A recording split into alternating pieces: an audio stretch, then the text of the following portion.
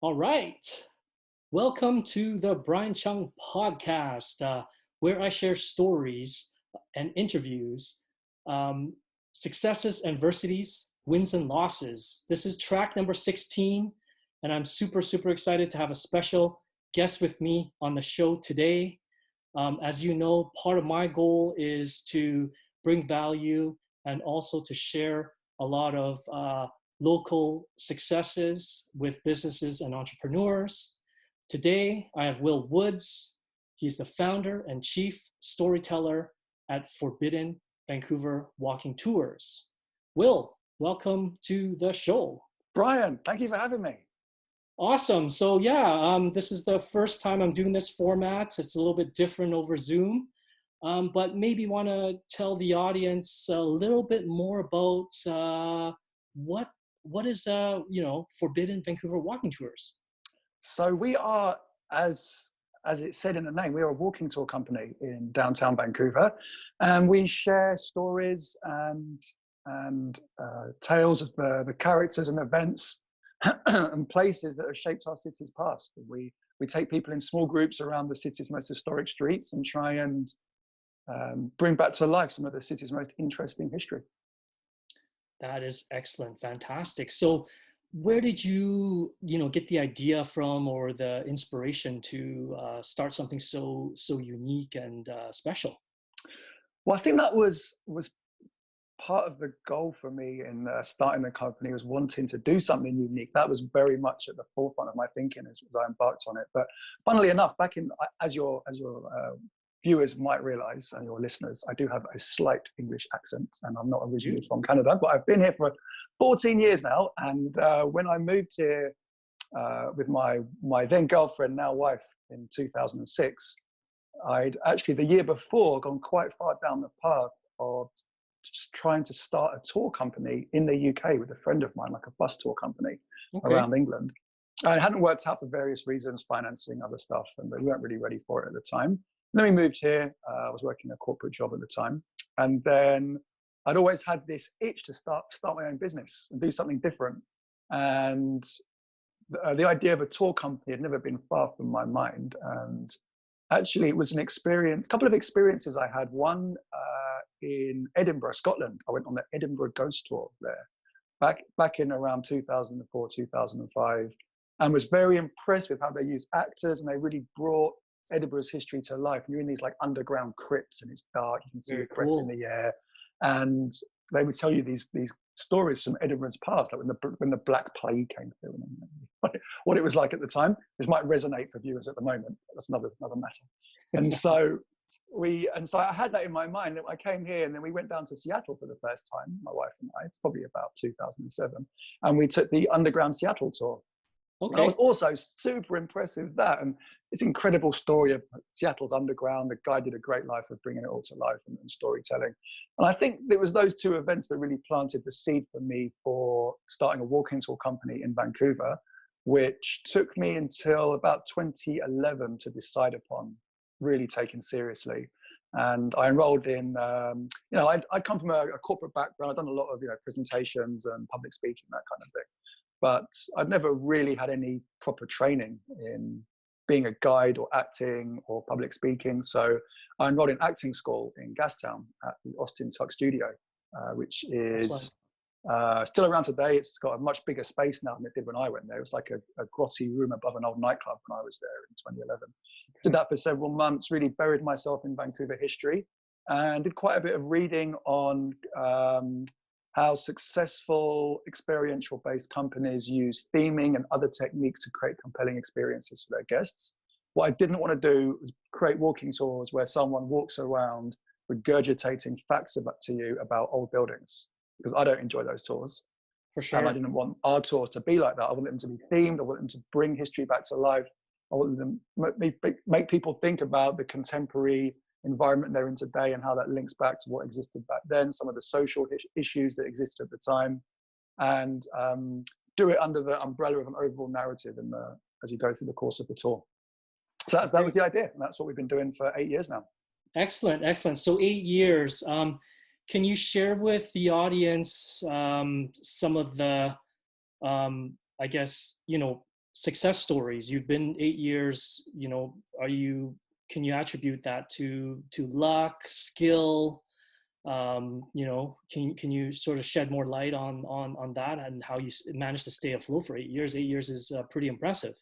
Um, so I think there's a lot of factors involved in this. I think at the heart of all of this that's made it a success is my own passion and interest in history and sharing history with people.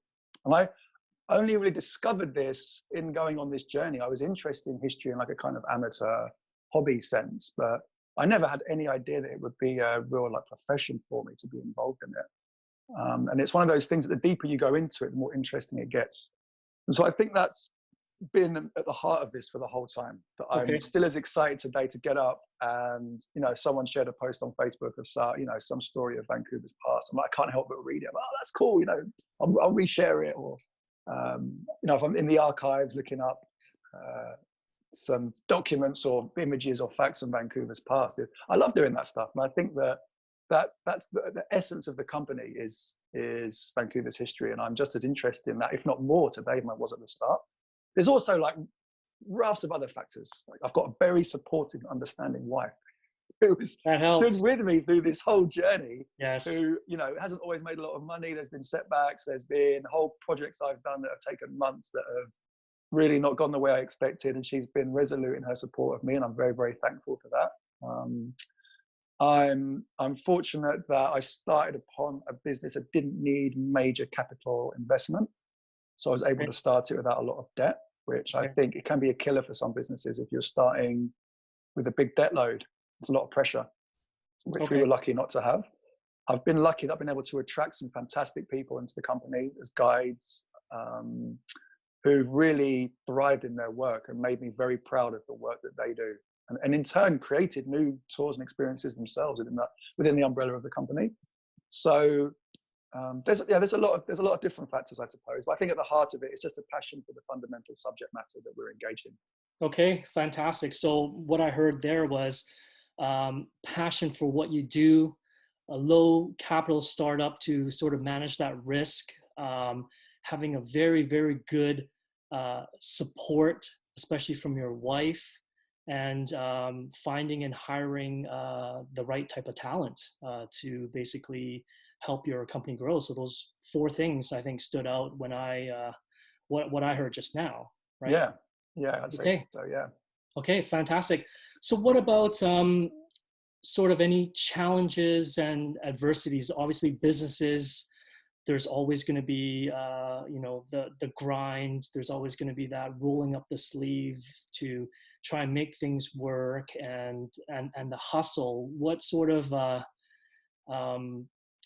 do you have 1 or 2 things that really stick out that you want to share with the audience? That was just I can't say that we've had any like failures, like anything that I was like that failed. There's things that haven't gone the way I expected. That might be that financially it's been much harder to sell a particular, we had a experience we did called Who Killed Craft Beer, which is like a murder mystery beer drinking event in Mount Pleasant, where you're like a detective and you walk around in groups and you've got to like solve this murder. We had actors around Mount Pleasant who were different characters from Vancouver's past, and they'd like jump out and tell you a story and give you like an envelope with some clues in. You had to piece this murder together as you went around craft breweries in Mount Pleasant drinking beer. I was like, people are going to love this. It took me so much time to build this thing. I was in it as an actor. I directed it. I was the producer. I wrote the whole thing. I dealt with all the breweries. I was the guy like updating the website, selling tickets. And it was just a 1-day event. And we couldn't, we sold like most of the tickets, but I look back at how many hours went into that over the course of like an entire summer for a 1-day event. I mean, I was working for like 50 cents an hour, So, that wasn't really a successful event in some ways, but I learned a lot going through that process. Sure. And it's helped me with developing other experiences, having gone through that, to learn and grow and become, I guess, hopefully better judgment in what I choose for future experiences. And I think of it more as a step on a learning curve than anything. There's been hiring choices we made, like 1 or 2 that maybe weren't the right choice, but nothing like catastrophic for sure. over 8 years, we've had amazing retention of our guides, and they've done incredible work. So for the most part, they've been absolutely fantastic. Yeah, I can't think of anything like Okay. I can't think. I'm very. I feel very blessed and thankful for the history the company's had and the path we've taken. If anything, the biggest challenge is right now with this pandemic. Like, we're totally closed down. I don't see any natural pivot to any revenue-making product that we can easily switch to without essentially creating some entirely new business, which I'm hesitant to do, knowing how much work goes into starting something new. And we've got this a successful business just as in hibernation. I don't want to lose focus on that, because at some point we'll be back up and running again. For sure, for sure. So that's a great point you brought up about the certain situation we're in, the lockdown and the pandemic and things like that. So what sort of things have you been doing? You mentioned it's difficult to pivot, and you said that your business is in hibernation. But what sort of other things are you doing on the side to sort of maybe innovate and sort of create value for your fans and for potential future tourists who want to go on your tours later on? Like, what are you doing right Good now? question. Yeah, so we're in hibernation. We're not running tours. I don't think we can, certainly for the next month. Maybe we can in some limited capacity in the summer, we'll see.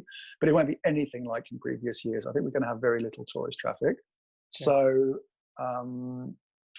I feel thankful that we don't have a retail space. We don't have like Rent, huge buses, boats to pay debt payments on and stuff. So hibernating for us is a lot more viable financially than it is for some other companies who are just going to end up deferring a huge amount of debt and having a big problem when they go live again, or they're going to have some tough discussions with their creditors. And we're fortunate we're not in that boat.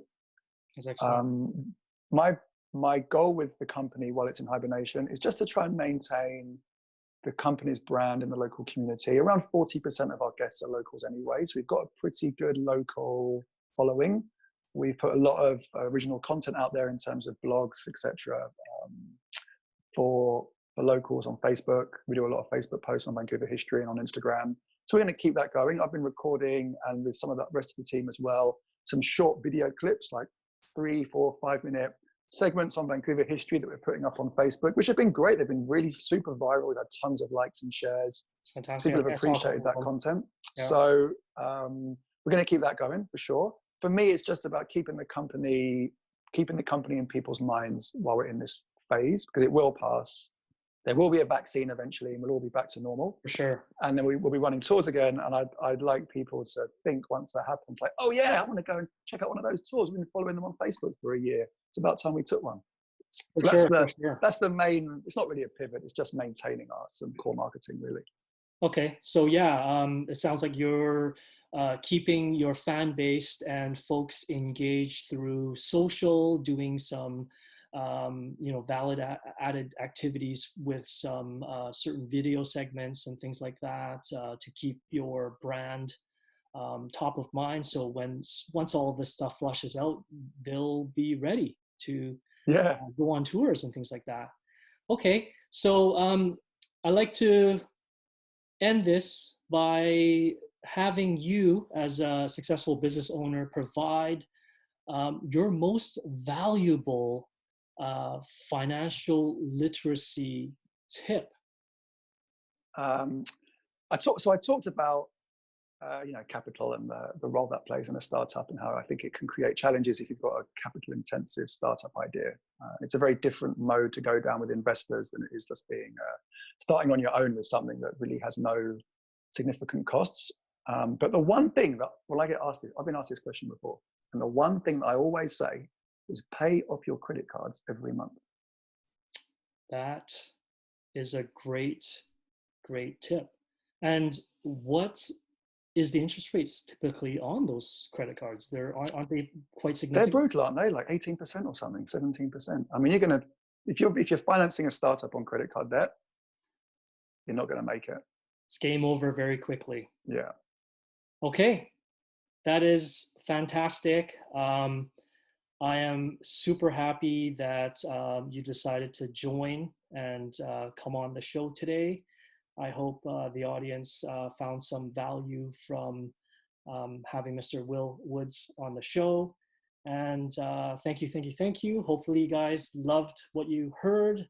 And if you like what you see, please subscribe and continue listening. And Mr. Will Woods, thank you for being on the show. Thank you for having me, Mr. Brian. Talk to you Bye-bye. soon. Bye. Thanks.